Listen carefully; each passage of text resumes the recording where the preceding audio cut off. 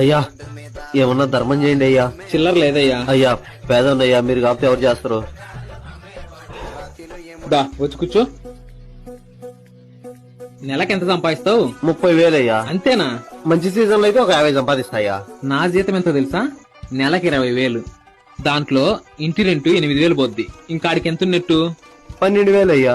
దాంట్లో TV recharge కి, cell recharge కి, గ్యాస్ బిల్లుకి ఒక 2,000 పోద్ది. ఇంకాడికి ఎంత ఉన్నట్టు? 10,000 అయ్యా. దాంట్లో తినడానికి, కరెంటు బిల్లుకి, ఇంటి ఖర్చులకి ఇవన్నీ ఒక 4,000 పోతాయి. 6,000 అయ్యా. ఒక 4,000 మైన ఈఎంఐలు కడతానా. ఇంకాడికి ఎంత ఉన్నట్టు? 2,000 అయ్యా.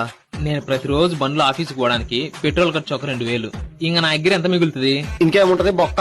ఇప్పుడు చెప్పు, నువ్వు పేదోడివా నేను పేదోడ్నా? మీరే అయ్యా. మరి ఎంతో కొంత ఇస్తే నేను పోయి టిఫిన్ చేసొస్తా. దేవుణ్ణి నిన్ను చల్లగా చూడాలయ్యా.